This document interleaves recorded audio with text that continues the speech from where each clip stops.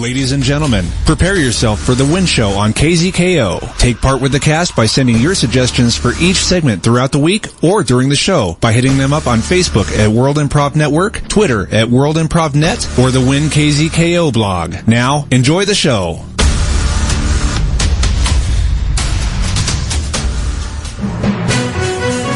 It's local. It's global. You are listening to WIN World Local News.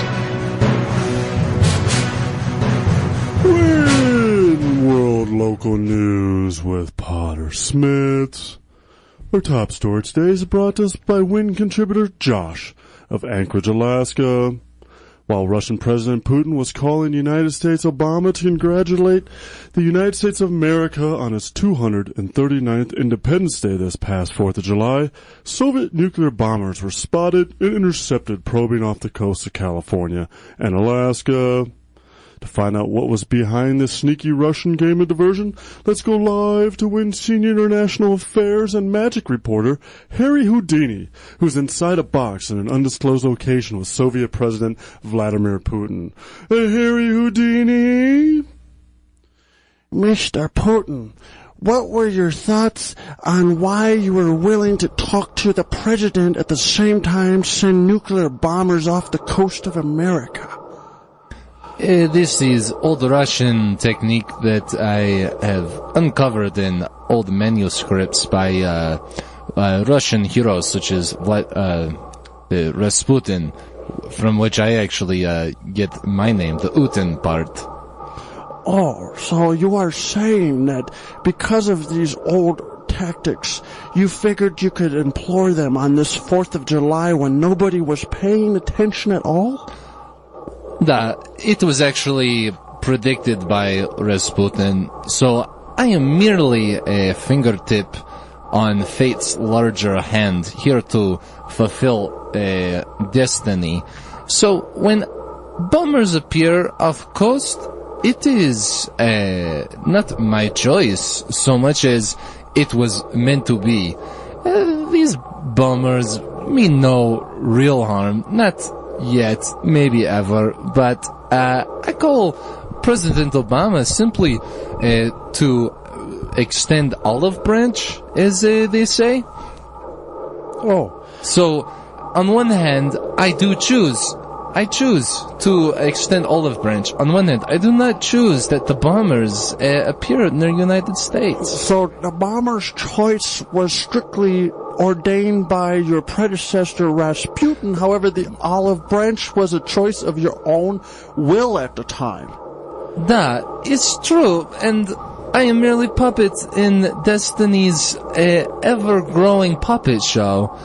Strings are pulled, and I pull strings myself. I do not choose which strings to pull, just that I am there to have them plucked. Oh, that is fascinating, because we're here inside this little box, 60 feet underwater, and I'll be honest with you, I have no idea how we're going to escape at all. You do not need to have idea of escape, for you will not escape. I will, but you, Mr. Houdini, you will be left to your own contraptions to escape from a little box. Was that ordained by Rasputin that you will live and I shall die? This was my choice. It's your choice. Come with me. We go back to St. Petersburg, my brother. Excuse me, Mr. Houdini. I go with Rasputin now. You will leave me here stuck in box? How you get onto the other side of the glass, Mr. Putin, Rasputin, Putin? A magician never reveals trick. Well, Potter, it looks like I will be running out of air and I will no longer be reporting for the WIN World Local News. So, toodaloo, bye-bye, and I shall just lay here and die. Wow. I'm sorry to hear that. Harry Houdini, you came back just to die. Not a great outlook, but at least we know kind of where Mr. Putin and Rasputin stand. This is not necessarily just some gamesmanship, but actually something that was preordained. Well, moving on to our next story, provided to us by WIN contributor Aidan of Athens, Greece.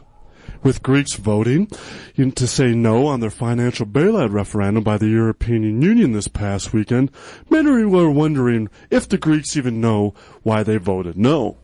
To hear the definitive word on the streets, let's go live to WIN Greece correspondent Siachi Foukalatopoulos, who's outside the Acropolis in Athens with the yes-no details. Siachi?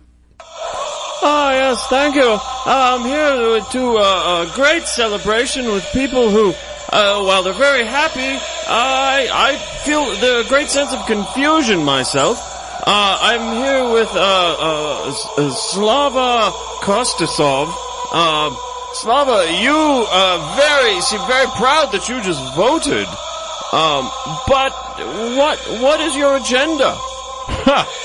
My agenda is to assert our independence. The United States recently celebrated their independence, and so I celebrate my independence, for this is Greece. This is the cradle of democracy, and I have a choice to say no and to say yes. And today I chose to say no to the rest of Europe. I chose to say yes to Greece. I chose to say yes to the Greek citizens. We can turn this country around. We need not rely on the governments.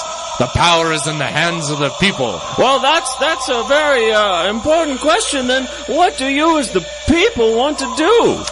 We're going to herd all the goats together and make goat cheese, and that will become the primary export of Greece.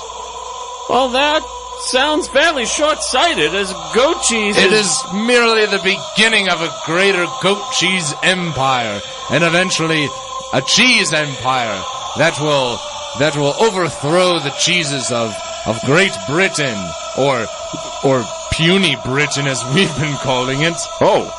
Well, we're not going to get into that right now. Fine, then we'll get into France. We'll storm the walls of France, and we'll take over their cheeses. There will be no more brie or fromage or whatever you wish to call it. Well, so this is a decision that you came to with the rest of your countrymen? No, I made this choice for myself, and I'm getting the word out now. And soon the rest of my Greek citizens will follow suit, for I will be the next great emperor of this country. Oh, now when do you plan to have the vote on that? Well, after... This doesn't sound very well thought out. Well, we're just getting started, and great things have small beginnings. Just look at the Greek empires of past. It began with 300 men. Ah, that's right, 300 men stopping Xerxes and those... I think they were Persian. Yes, yes. We'll stop the masks and weirdly pierced people as well. That's right. But instead of the... Now it's... Yes, you know what I mean? It's the Persians aren't the Persians anymore. The rest of the world are the Persians. Oh. Especially the cheese-producing ones. I'm looking at you, Wisconsin. I'm looking at you, Vermont. I'm looking at you, Connecticut. Wow, so big dreams for you. Now, I think the biggest question is how you intend to fund all this. I mean, getting up a cheese operation is no small task. There will be no funds. We'll do it through the sheer volunteerism of the Greek citizens. Listen to them, how they are unified in voice, in their song, in their rhythm. And soon they will be united in their love and their ambition to produce cheese. And they will become more than just a Greek chorus. Aye. Oh, well, thank you. Potter, big dreams here in Greece, coming soon to a cheese-producing region near you. Well, thank you, Siachi. I love cheese. Well, okay, let's head on over to the sports desk and check in with Fired Up Frank, who's at the Cherry Creek Arts Festival in Denver, Colorado at the annual Geezer Fighting Art Exhibit. How's the geriatric artistic pugilism shaping up, Fired Up? Yeah, Potter, it sounds like you were just as confused by this as I was, as it's not actual, elderly pugilism, it's paintings of elderly people fighting each other. And which it gets really weird in some places. There's a nude section that I am avoiding like the plague. But I'm over here in the wheelchair section, and a lot of violent images, a lot of man and machine joining together, kind of I feel like things like you would see on the internet in places where you don't allow your kids to go. But really, I'm kind of weirded out here. I'm eating an elephant ear, and I'm just kind of hanging out till it's over. Back to you. Well, that's not exactly what I expected either. Well, thank you for the clarification there, Fired Up. All right, well, let's get a look at the global weather, and let's drop into Tulip Sunspring, who's in Quito, Ecuador, at a massive rally for Pope Francis. Well, how's the weather and the spirituality going down there in Ecuador, Tulip? The weather we are looking at, we have a 60% amount of humidity. We're looking at a 20% chance of rain.